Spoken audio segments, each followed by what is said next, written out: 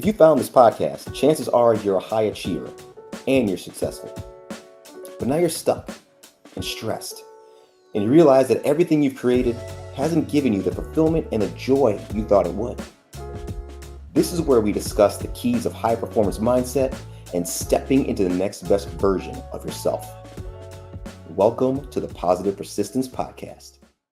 Welcome back to another episode of the Positive Persistence Podcast, where we bring you guests to inspire you and strategies to help you tap into your potential and become your best self. I'm your host, Ian Bowen, and today I am joined by Dr. Eric Recker. Eric, welcome to the show. Ian, thanks for having me. It's great to be here. Absolutely. Eric, you are a certified success coach, entrepreneur, recovering triathlete, a dentist, a dad, a best-selling author, a speaker. You host corporate events. How do you make the time to make all of that happen? And I know that before we started recording, you said like right now you are really like up against the parameters of the walls of your time and kind of burning the candle at both ends a little bit. But how do you get all of that done? How do you make the time to do all that stuff? Yeah, well, exactly like you said, Ian, sometimes I go through seasons where I'm not doing it quite so well. And I found in this latest season that I've said a whole lot of yeses, and I haven't said a lot of strategic no's. So the crazy thing is, when we say yes to something, we're saying no to something else. And the first thing that seems to go when we say a no is our family. Those safe things that we know, well, they'll still be there if we kind of push that to the side. So, you know how this is, Ian, when you're growing a business, and that's what I'm doing. I'm in a growth phase with my speaking and coaching. It's hard to say no. Mm-hmm. And so I find the time to make it happen, but we have finite hours in the day. So it extends outside of normal hours. I see patients on Mondays, Tuesdays, and Wednesdays. And my other content, coaching, speaking, all of that is in theory boundaried to Thursday and Friday. But, ideas don't always come during those times, and availability doesn't always come during those times. So it goes off into Saturday and Sunday sometimes. So I'm kind of in that season right now. But when I am focused on my systems and when I am focused on keeping things within those boundaries, I can be pretty effective at managing my time well. Yeah, and when we talk about time, and you use the phrase, I find the time. I find that phrase is a little misleading, because we don't really find the time. I always like to joke, like if you are trying to find the time, you're going to keep looking for it. You have to make the time, right? And that's the simple truth of it. Like if you don't make the time, you're not going to find it. Yeah, you're exactly right. So what happens with our time is the things that are most important rise to the top. They just do. And then the other things we either procrastinate and put them off, or we've put them off for so long they eventually just fall off the list. I'm sure I'm not the only one who's ever had those kind of things, but this thing's been on the list for a while, keeps getting pushed down. Yeah, that's not a priority anymore. We'll just kind of shove that off to the side. So really what time management is just taking those things that are most important and fitting those into our calendars. And I don't know about you, but I even have to find myself lately not fitting in, but scheduling time with my wife, scheduling time with my kids, scheduling those kinds of things. Because if it doesn't happen based on Parkinson's law, a task is going to expand to the amount of time you give it. So if I have a to-do list and I give myself 4 hours to do that to-do list, it's going to take 4 hours. If I give myself 3 hours to do that to-do list, guess what? I'm probably going to do it in 3 hours. So a lot of the wisdom is knowing how to block our time, how to bank our time that way. Yeah, blocking time is huge. And I have found that I have given that a go in the past, and I didn't make it stick, but I've kind of re-upped that effort here in the last quarter of the year, and it's really helping me especially now with all the things that are going on, to get things done.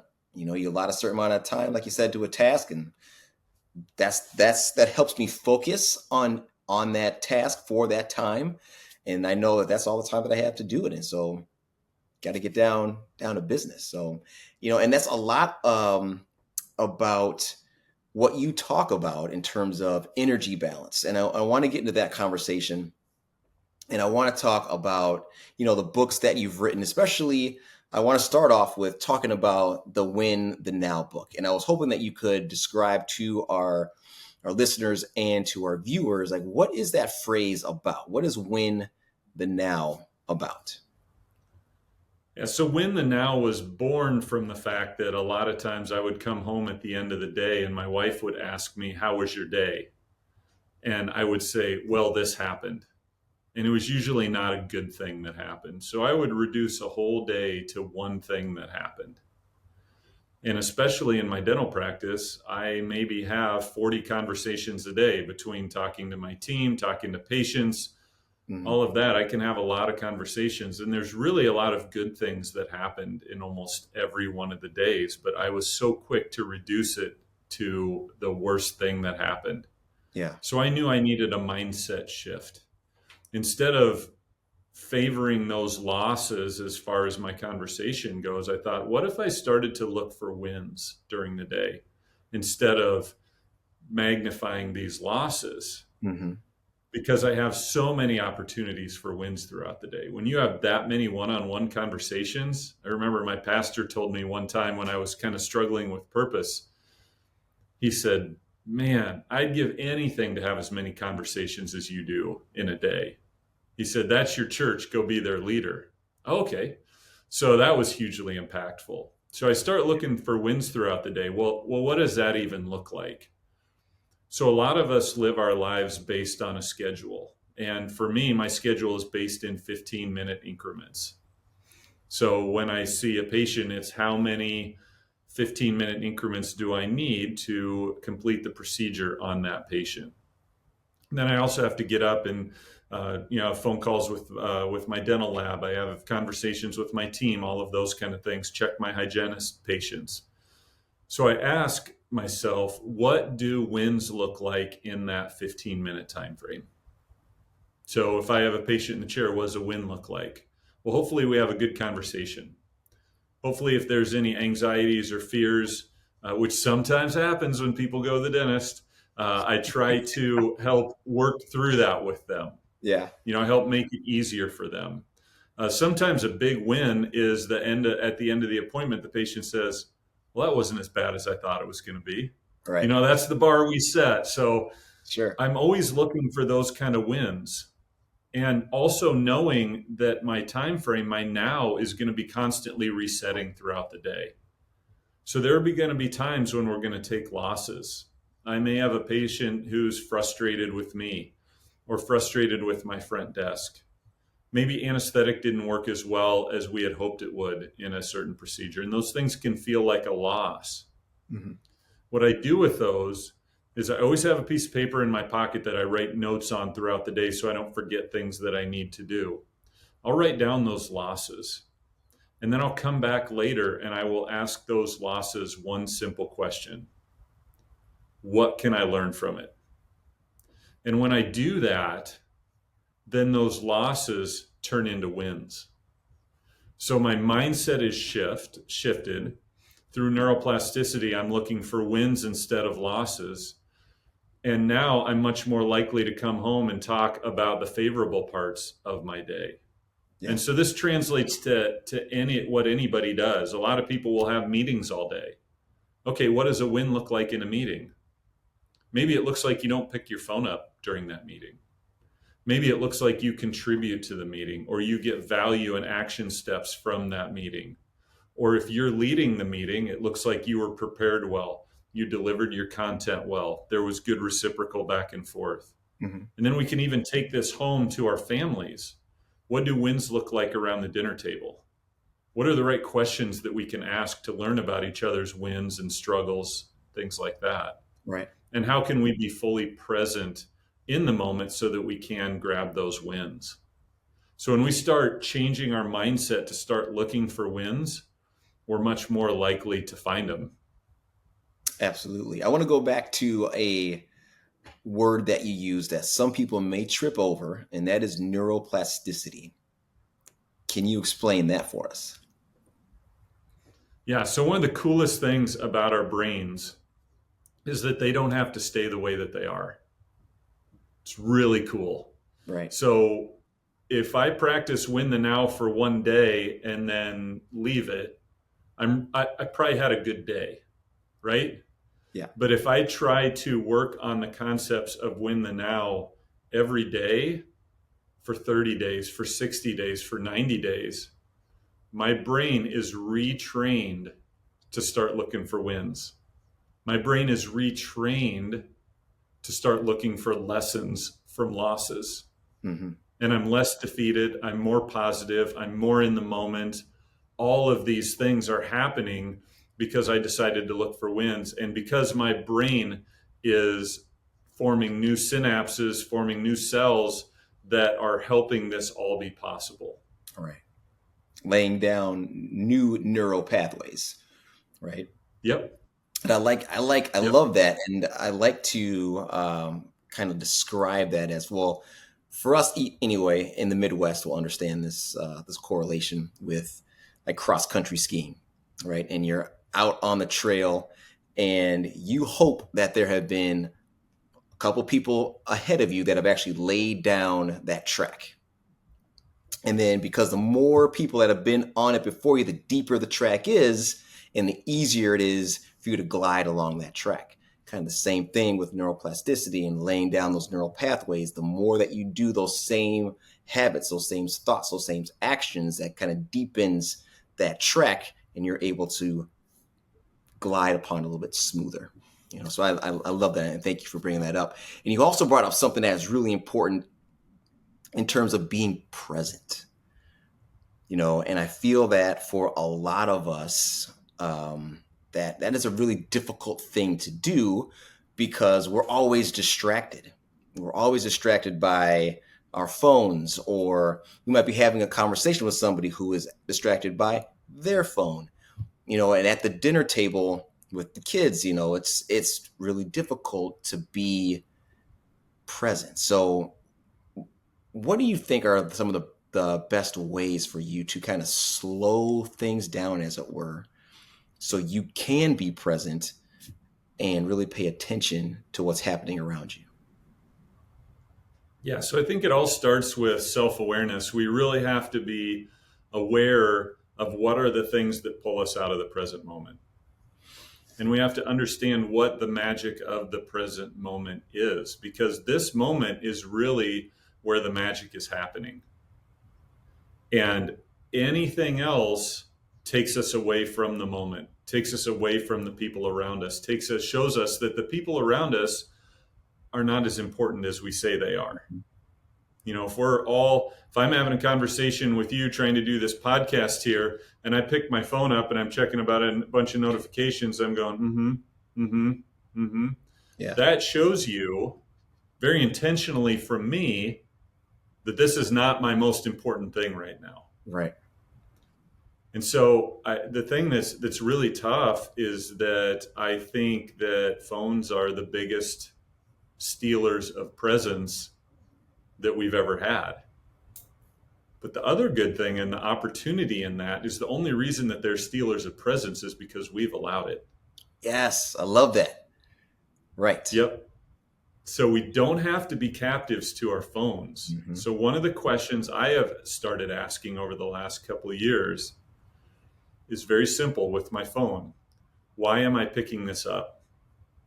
And it also goes back to that saying yes to one thing is saying no to another thing.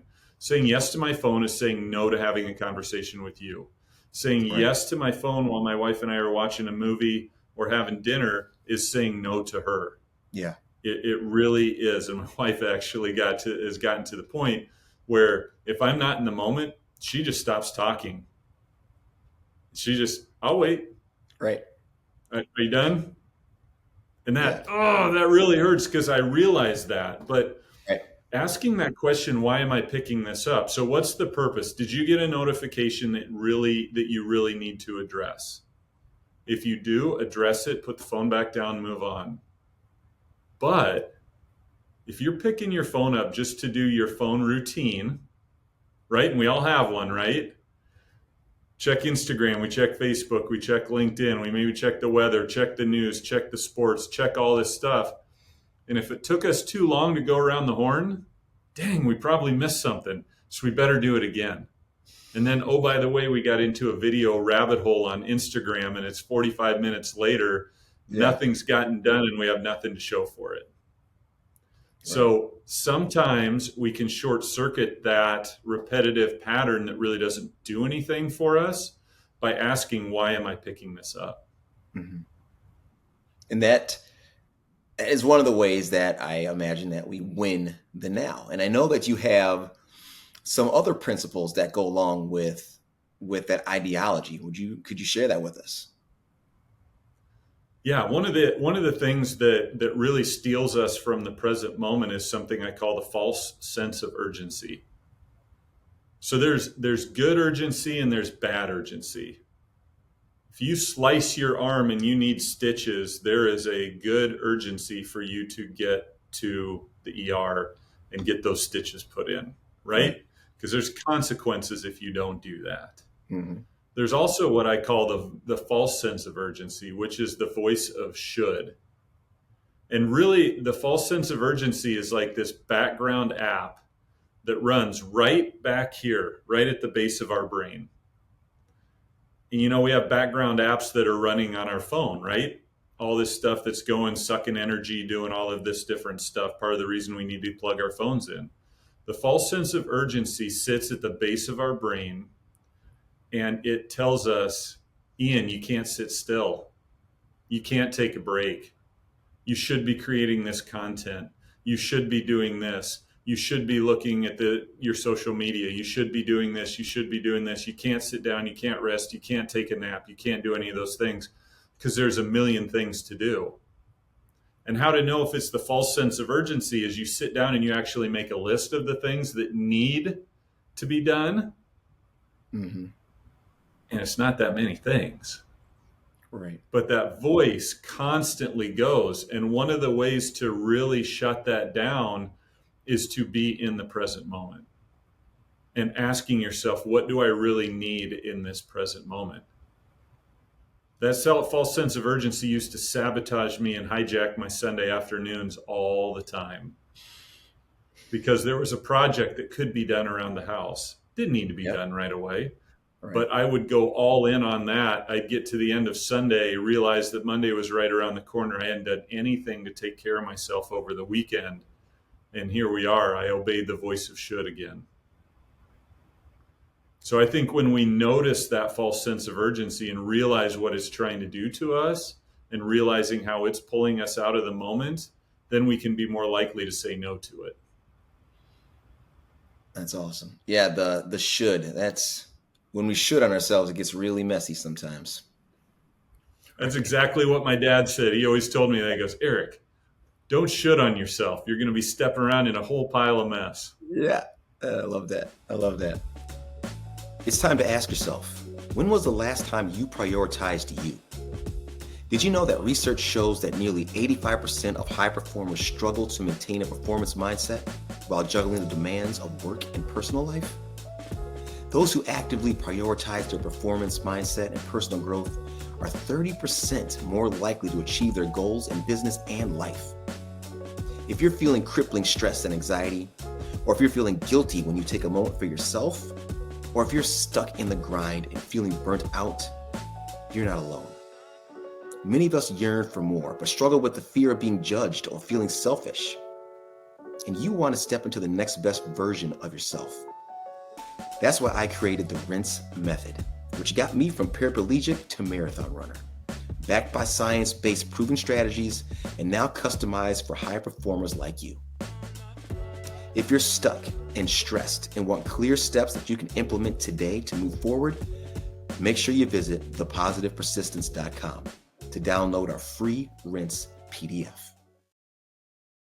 Eric, I want to transition and talk about your latest book, That Damn Analogy, which I've had the pleasure of reading, and I love how this is like it's a book and a workbook, like all in one.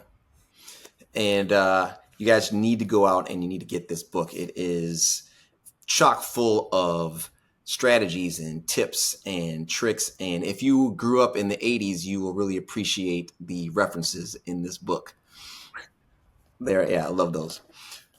So in talking about this book, and really, I mean, and correct me if I'm wrong, it's really about energy balance, what you're covering in the book. And in the book, you mentioned that when we find a proper balance between filling up and pouring out, that is sustainable, we've achieved a sweet spot. And when we talk about filling up and pouring out, we hear this phrase, getting poured into a lot. What does it mean to find balance between filling up and pouring out? Yeah. So if we go back to the concept a little bit of how really what the book is about is we're like a dam. And so what a dam does is it controls the flow of water. A lot of dams are built for flood control. So there's a lake on one side and there's a river on the other side. The river is our output. It's all the things that we do in the world. And really, as us like a dam, all we're doing is controlling the flow of energy that goes through us. And some people have said to me, that's all new age woo woo BS. And I said, well, try it out for a little while, see if it works.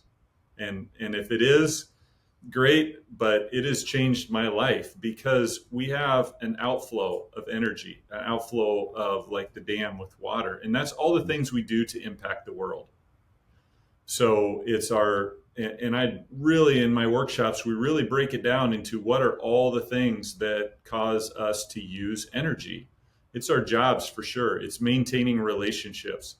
It is the volunteering things that we do. It's the extra things that we do for our friends and family. It's everything that we do into the world that takes energy.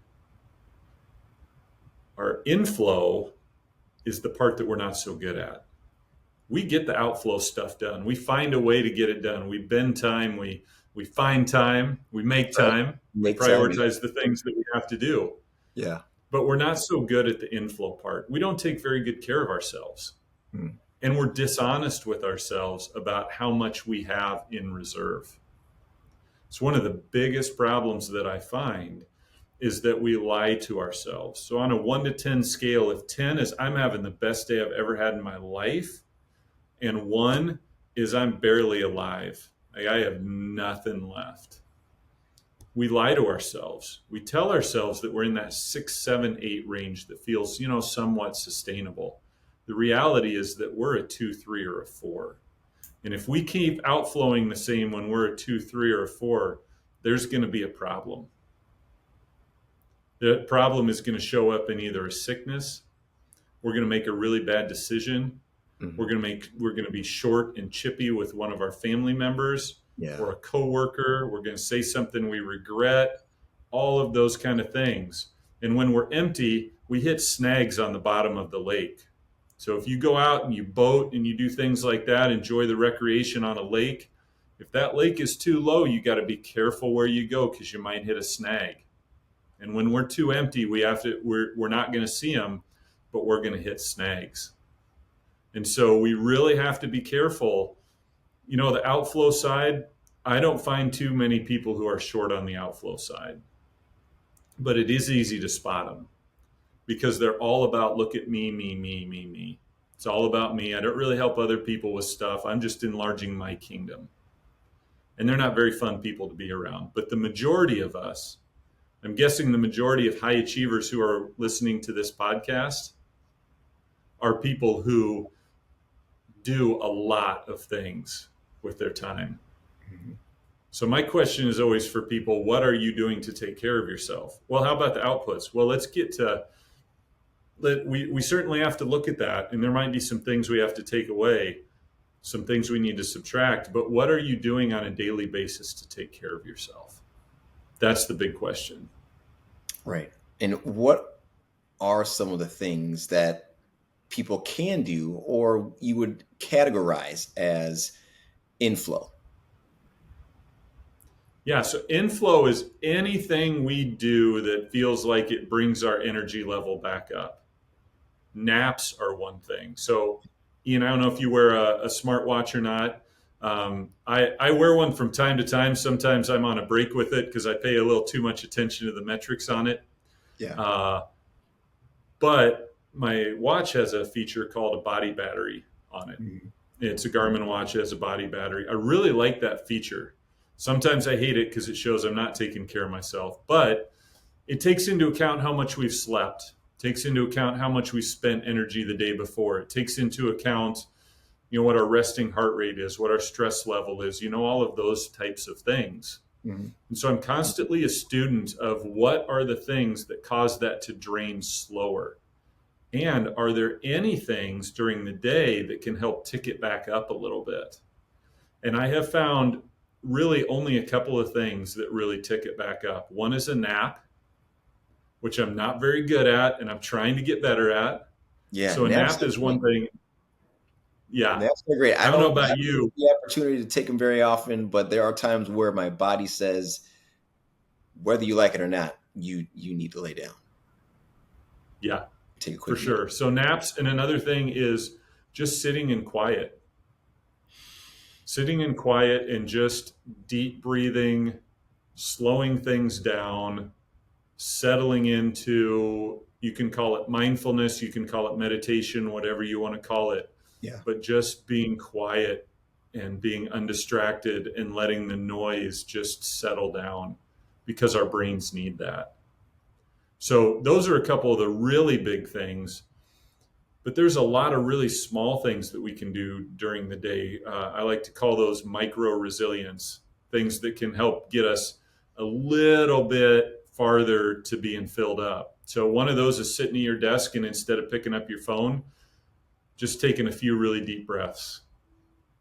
Ian, we were at the same conference and Mitch Matthews talked about power poses. Yeah. So Yep. standing up, feet a little bit wider than shoulders, doing the Superman pose with your hands on your hips, Hmm. and just standing there for a couple minutes.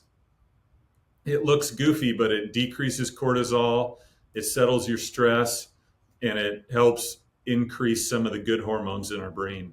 Yeah, that it So works. things like that, getting outside, getting the sun on your forehead for 5 minutes, going outside and moving for 10, 15, 20 minutes, taking a walk around the block, any of those kind of things, actually sitting down and reading a book. All of those things are small things that we can do that really make a big difference, because one huge problem I see is that we bank on the regenerative effect of a 1 week vacation. And what happens, I'm sure I'm not the only one who's ever had this scenario, but you show up for the vacation and you are exhausted. You've poured everything into getting ready for that vacation. You've worked really hard. You've tied up all the loose ends. You're all ready to go, and it's going to be this amazing vacation. Well, guess what? It takes you about 4 or 5 days to get uncorked, right? You're still at that kind of elevated level, and you can't really settle in and rest. Yeah. And then you got a day, maybe two, and then it's time to go back. And then, oh, by the way, you got to catch up on everything that was missed. Yes. And we don't get a lot of 1 week vacations. We get even fewer 2 week vacations. So I like to challenge people, what can you do on a Tuesday to fill yourself back up? Because we get a lot more Tuesdays than we get 1 week vacations. I love that. And yeah, Eric, you are so right. Like I will find myself on day 3 of like a 5-day vacation, finally relaxing. Finally, the machine has turned off, and I finally like, okay, this is what vacation is supposed to feel like. And then 2 days later, packing up to leave, and yep, you nailed it. Get home, and now it's catch up time, and it's like now the machine is in overdrive, trying to catch up and put out all the fires that were happening while we're gone. So yeah, that is so powerful for you to be able to do the things that fill you up on a daily basis on a random Tuesday to help you kind of get your energy level back up. Now, what do you say to people who may take your advice and follow all the things that you just listed on how they can increase their inflow, and they say, well, that's all that stuff is about me. Like I feel like selfish spending all that time on just me. What's the message to, or what's the answer to that? Well, first thing I ask people is I say, all right, do you believe that you were made for impact? Do you believe that you were made to make a difference in the world? And most people are going to say, well, obviously, yes. And then the next thing I say to them is, okay, are you more likely to make an impact in the world if you're a 3 or if you're a 7? So, my point in saying that is we have to be a little bit selfish so that we can be selfless. Mm. So, one of the things that has changed my life, and I'm super fortunate, I live 2 miles away from my dental practice, and I'm able to walk there. So I walk to work as many days as I can. I've walked in 40 below wind chill. There's no bad weather, just bad gear. So I have, but what that does is it gives me 30 minutes of movement in the fresh air in the morning. Time to get my mind right. I pray, I practice gratitude, I do a bunch of stuff like that. On the walk home, I have 30 minutes to decompress as I'm walking home. Mm-hmm.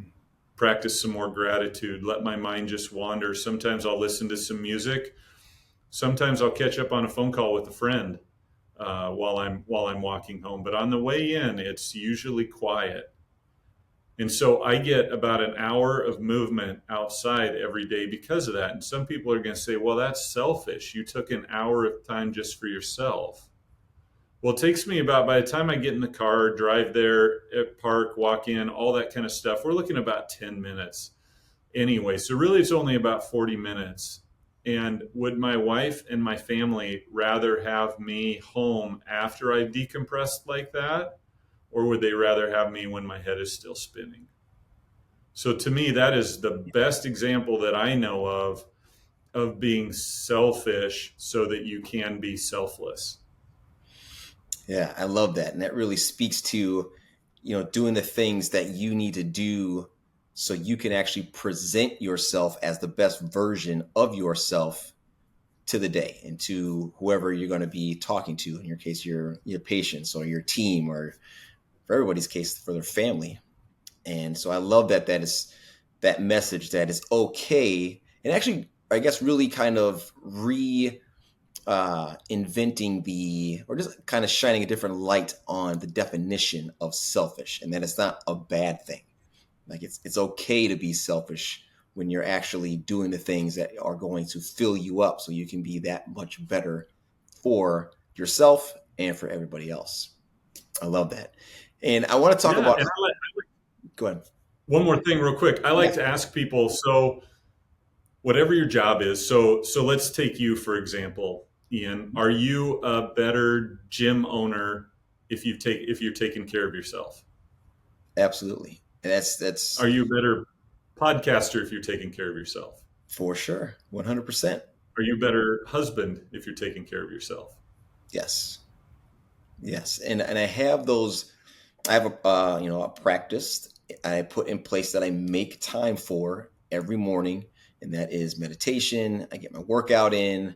I get some snuggle time in with my wife as we have a cup of coffee every morning together, and that sets me up for the rest of the day. And then I'm full. Like I am ready to rock and roll. And if I don't do that, then I find myself off. I find myself edgy. I find myself short with people. I find myself kind of discombobulated.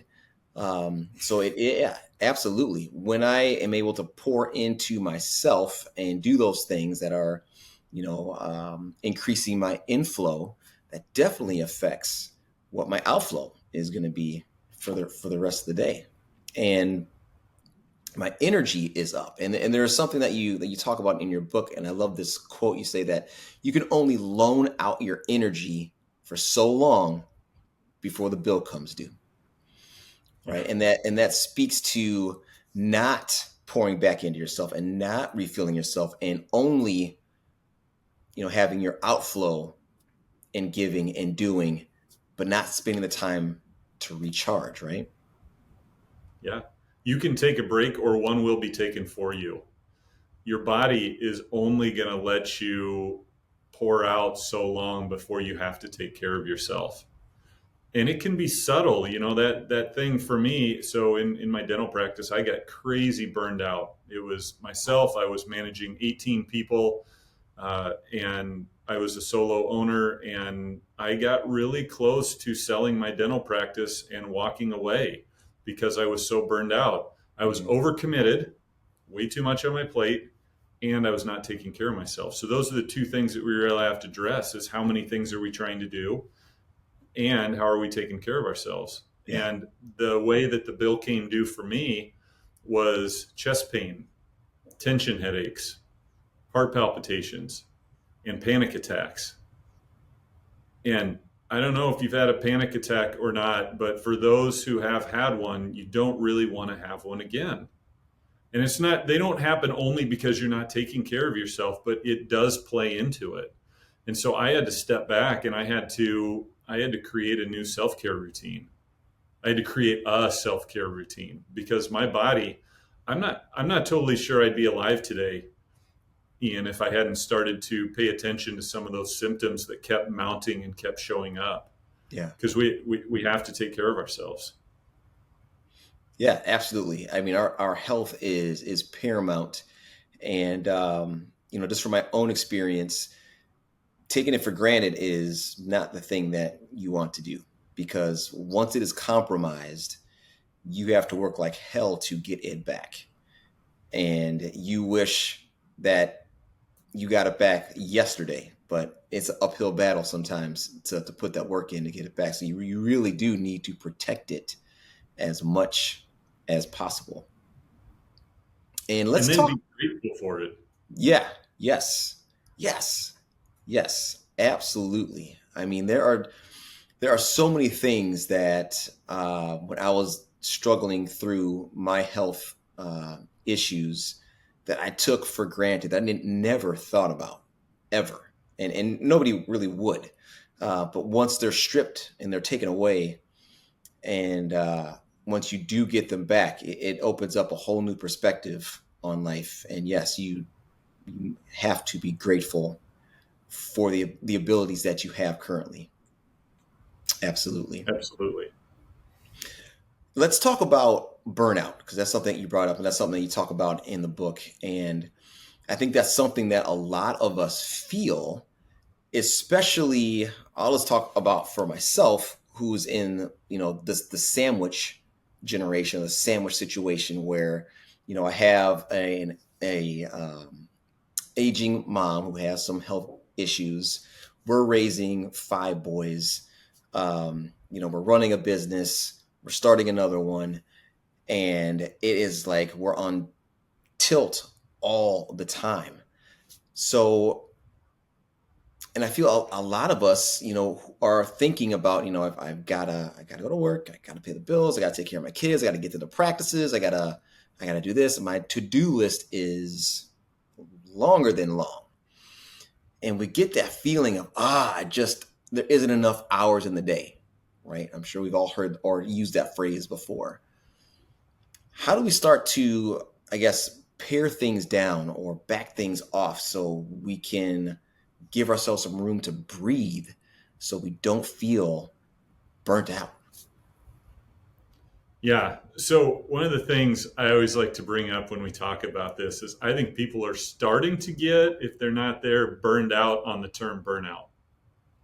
It's kind of a buzzword. It's kind of all over the place. So I like to have people think of burnout as a continuum or a spectrum. Mm-hmm. Okay. So burnout is really bad. And some people say, well, I'm not burned out. Okay. Well, are you overwhelmed? Are you fatigued? Maybe you could use the word torched.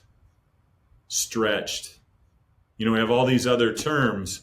So you may not be in full-fledged burnout, but I bet you can identify with at least one of those other terms.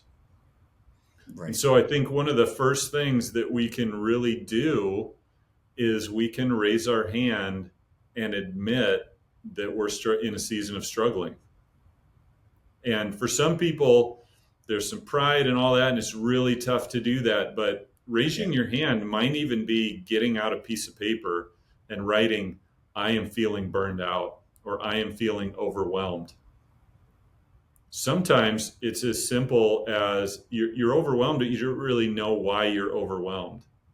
So on that same piece of paper under there, do a brain dump. Write down every single thing that's in your mind. Give yourself 10 minutes. Write down every single thing that's in your mind. And then circle the three most important things, and then go to work on those. So sometimes we really are burned out and we have way too much going on. But sometimes when we step back and look at how we use our time, we're not burned out. We're just using our time poorly. Right. Most people say, I'm so busy. That's the tagline right now. I'm so busy. Oh, it's busy. We got this and we get this and we get this and we get this and we get this. Oh, I don't have any time to take care of myself. I don't have this. I don't have that. I don't have that. And my first question, if I'm coaching somebody, I say, can I see your screen time for the last 3 weeks? Right. Oh, well, no, I don't spend that much time on my phone. Doesn't take much to get 2 or 3 hours on the screen time. And I'm not, Ian, I talk badly about phones a lot of the time. Phones can be great. We can really use them for a lot of good things, but they are stealers of presence if we allow them, and they contribute to how burnt out and anxious we are. There's science behind it. There's proof. So I tell people one of the first things is admit it. Raise your hand. If you have a friend you can trust, get together with them and just say it out loud. There's power in raising your hand and admitting it. The next thing I tell people to do is actually look at your time. How are you spending it? Mm-hmm. Are all the things that you're doing getting your best yes? Or are there some things that you're just doing that either someone else could do, or maybe you don't need those things in this season of your life? Right. So I think if we would start there and we'd be really honest about those 2 steps, I think it's a big place to start. And then from there, a lot of times we need an ally. We need somebody who's going to walk along with us through this to help us set up a life that we don't need a vacation from. We're always trying to escape. We're always trying to get away. Our phones offer that. Right. But what if we started working with a coach who could help us figure out, okay, what needs to stay in my life?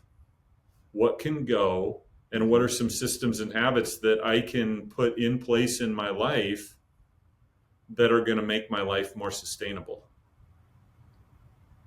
I love the thought of basically building a life where you enjoy it so much that you don't need to take a vacation. That's awesome. That is it's an amazing premise, and I think that you're exactly right. You need somebody to help you do that. Whoever that ally is, that is something that is very difficult, if not impossible, to do on your own. So you need to have a coach or an accountability partner or somebody that can help you with that process. Yes. Yeah, love that. Eric, I want to give our listeners and our viewers the opportunity to dig into more of Dr. Eric Recker and all of his things in terms of your philosophies and your books. And where's the best place for our listeners and viewers to find you and more about the damn analogy, which I love that title. Yeah. So home base for me is ericrecker.com. And I'm on Facebook and LinkedIn and Instagram. So you can find me any of those places. I'm all about creating value. So my posts are going to be lessons that you can use. That's really important to me. I did create a 5-day knockback burnout challenge. If you feel like you're starting to face some burnout, even face some overwhelm, it's a good place to start. You can find that on my website as well. And I'm just launching some new coaching sessions where if you really have one specific thing and you just want to see what coaching is like and you really want to get after it, we take 75 minutes and we just laser focus, attack that issue that you want to start dealing with. So I am somebody who, and the books are available on Amazon, super easy to find. If you just type in my name, you'll be able to find the books. So I'm a very relational person. I love to have conversations and see how I can help you on your journey. So I'd love to do that. That is awesome. And it is so true about his Instagram. You guys, if you go and you check out his Instagram, his posts are always poised with content in terms of information and questions that you need to ask yourself. So there's always tips and tools you can walk away with from his posts. So I highly recommend you go check him out, especially on Instagram. A lot of value to be added there. Eric, thank you so much for your time today and giving us your tips and your insights on energy balance and how we can start to get away from that buzzword burnout and live a life where we feel like we don't need to take a vacation from. And I want to thank all of our listeners and our viewers for tuning into this episode. Remember to stay positive, stay persistent, and like we always say, mindset is everything. Thank you for tuning in and being part of the Positive Persistence family. We're having a great time creating this content, and we truly hope it inspires you to embrace positivity and persistence in your own journey. If this podcast episode inspired you or entertained you, scroll down, hit those stars, and leave a comment or two. Your 5-star reviews and shares encourage us and help us grow the show. So until next time, stay positive, stay persistent, and remember, mindset is everything.